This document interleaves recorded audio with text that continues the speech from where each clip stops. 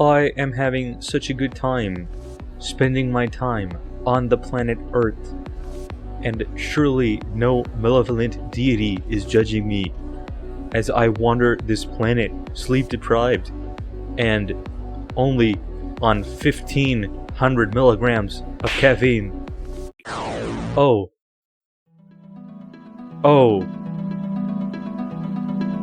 The first game we have is Life Eater, which is a pretty small but a really cool indie game. And in Life Eater, we kidnap people and we sacrifice them to Zimforth, who is a cruel god in true Lovecraftian fashion. The game's UI is like a video editing software, if you're familiar with that, and you have to uncover the events of each person's timeline or routine so you can get to know them before you kidnap and sacrifice them. When you've kidnapped your victim, you have to sacrifice them according to certain demands that Zimforth has set up, and if you make 2 mistakes in the ritual, it's game over. You just lose, and you have to do the chapter all over again. It's a pretty small chapter, like each chapter is basically just kidnapping and sacrificing your victim, and each chapter is a puzzle in that sense, basically. The game has a really, really cool soundtrack, and it really gives way and really sets forth that sense of doom and dread that we are experiencing thanks to Zimforth. And also the game features some incredible voice acting. It's fairly short, you can finish it in one sitting pretty easily, and the game also has endless mode, so there's a good amount of replayability. If you're getting Life Eater, you're in for a treat with this one.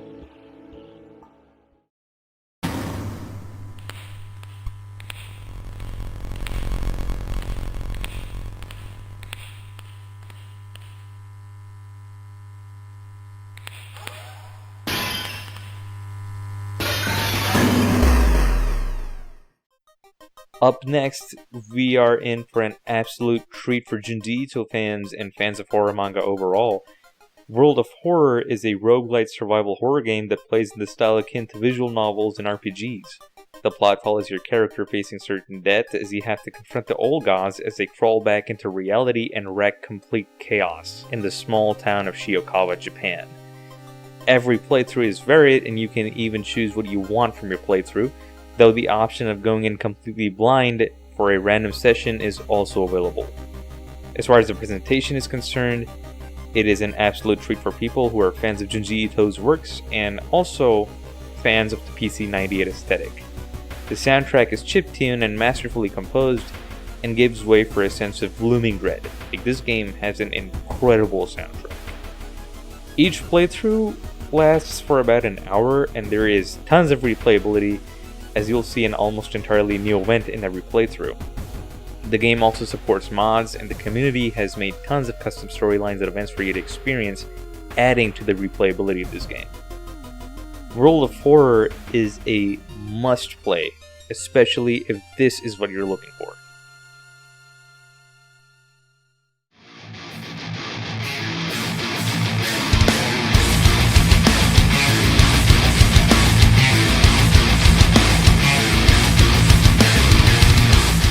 Up next is one of the most underrated first-person shooter games of 2022, which is Forgive Me Father.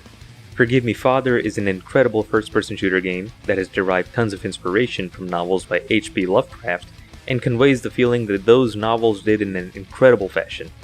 Forgive Me Father has a beautiful comic book styled aesthetic, and the game's world is built beautifully through in-game storytelling. The game features a badass metal soundtrack that goes hand in hand with the gunplay that is extremely satisfying. It also features a skill tree mechanic that allows you to get stronger as you play and also improve your weapons. The level design is intricate in true boomer shooter fashion and also very satisfying to go through. The game also features an arena mode, and you can unlock arenas as you progress through the game. If you're looking for something that plays similar to Quake and Doom while also taking influence from Lovecraft's novels, this is an absolute treat that you should definitely look into. Forgive Me Father also has a sequel that is currently in early access, and if you like the first game, give the sequel a shot too. Darkest Dungeon is the dungeon crawler that set forth a style that has been adopted by a good number of dungeon crawlers after its release. The world of Darkest Dungeon is cruel and wishes only to inflict pain and suffering onto you. The story follows your band of mercenaries and rogues as they clean up the mess of the Ancestor and whatever cosmic horror is meddling with the dark arts summoned. The aesthetic of Darkest Dungeon is very gothic, and the soundtrack has a sense of melancholy and strain that only amplifies the magnitude of the situation you're in. The game features incredible voice acting and an art style that is striking and memorable.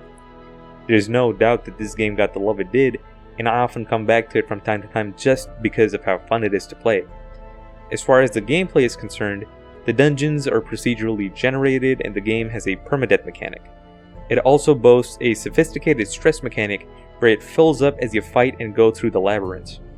Exploring the dungeons impacts the adventurers in various ways, making them develop either a positive or a negative trait that affects how they interact with other party members, in the town, and while they're out in the field.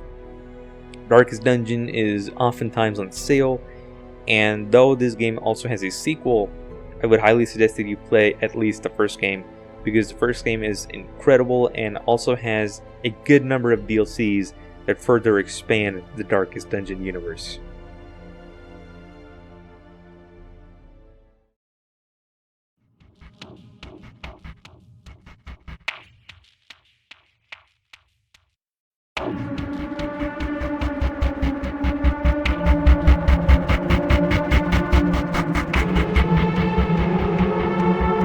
Okay, I get it!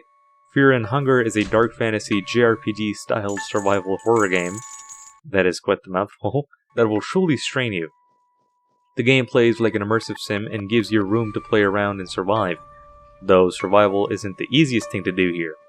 Experimentation, paired with trial and error, are your friends that will help you traverse these dungeons. The game gives you 4 characters to choose from, and also has an intro sequence that allows you to somewhat shape your character before the start of the run, as leveling up is not a concept that you can familiarize yourself with within these walls. The intro also introduces you to the main mechanic that makes Fear and Hunger what it is, which is the coin flip. The coin flip decides if you get the desired outcome. If you fail, the consequences can be as minuscule as not getting the item you want, to as dire as sudden death. This game doesn't allow saving that easily either, as you have to find places to rest at in order to save. Oftentimes, these save points also trigger the coin flip, which if failed, will have you wake up to an instant fight that can ruin your run in an instant. This game is not for the faint of heart, and I'll admit that this game is too hard. However, there is tons of content on the lore of this game that you can find with an incredibly dedicated fanbase. This game can be beaten, you just have to be familiar with how the world works. Fear and Hunger contains sensitive content, so proceed into these dungeons with caution.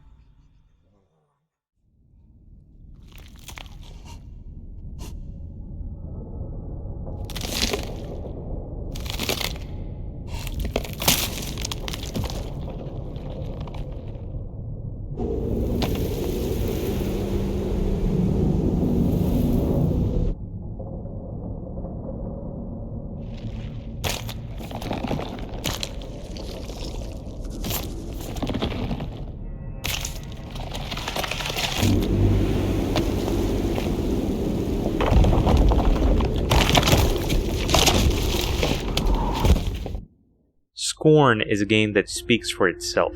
It has no narration and doesn't hold your hand. The story is what you make of it, and the world is rich in lore itself. The world is heavily inspired by works of H.R. Giger and is grotesque and revolting, which is exactly what any fan of Giger's work would appreciate, especially with how tastefully this game has been handled. The game does feature some combat mechanics, but this game doesn't really promote combat and forces you to run away and avoid any altercations. The presentation is breathtaking, and the world is absolutely massive and drives forward the sense that you are but a lump of flesh in this grand yet desolate landscape. The soundscape is beautiful, with the ambient tracks filling you with a sense of wonder and intrigue. Scorn is more of an experience, and is definitely one of the ones which will make you want to have a shower after you're done finishing it. As someone who had been waiting for this game since it first got announced, I absolutely loved this game. I can't really explain this game, as you have to decipher your own meaning from the plethora of symbolism that this game throws at you, so it is certainly something that you have to experience for yourself to really know what it really is. Still Wakes the Deep is what I would consider a phenomenal piece of Lovecraftian horror. The game is set on an oil rig at sea, and you are basically having a rough Christmas. As you slowly progress through the game, though, things immediately just seem off. One thing follows the next, and now you're in the middle of a living nightmare at sea, and you are trying to escape as everyone around you meets their maker by the hands of what has been broken into the oil rig. The pacing of the story is impeccable, and it really keeps you on edge. The stealth sequences keep you feeling wary of what's lurking about, and the atmosphere only makes it more tense. Even before you get to your first stealth sequence, you're so on edge that you can't help but be scared that something is right around the corner. The plot nails everything about what it means to be Lovecraftian, from the sense of dread and despair to the sheer horrors that await you. This game is a phenomenal piece of narrative-driven horror, and the almost cinematic soundtrack makes some moments in game feel grand and puts into perspectives how bleak things really are. Signalis is what I would consider a love letter to classic survival horror, with nods to the classics like Resident Evil and Silent Hill. The presentation drives home that PS1 to PS2 feel, and the soundtrack is paired with segments and locations in game to maximize their impact. I have a full review on the game on my channel that you can watch, so I'll keep this one brief. Signalis has tons of nods to all those classic games aforementioned, and especially Silent Hill. I did feel that there were lots of nods to Silent Hill, especially some literary nods such as to The King in Yellow. The King in Yellow plays a huge role in game, especially with how the plot is crafted, the entire plot, the story. And I'd say Signalis, it was a wonderful play. It was an incredible play. All of these games that I've mentioned are incredible games that I highly recommend, and these aren't something that you should be sleeping on. These games aren't the kind of games you should be sleeping on. Alright, that's about it. Those were tons and tons of Lovecraftian games that I absolutely adore.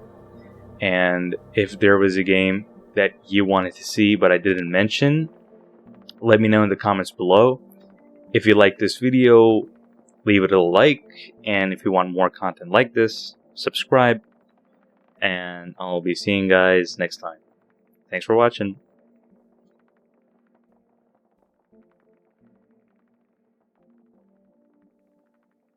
Ooh, you're still here. Okay, if you're here, just I have my music linked down in the description below. I just dropped an album, a synthwave album. I think you'll like it. Check it out. Check it. Click the link in the description. It's on all major platforms. Spotify, Apple Music, Deezer. I don't know who uses Deezer, but still, it's out there too. It's also on Bandcamp. That's a free download. Check it out, man. Come on, help me out. Help me out, man. Help me out. Please.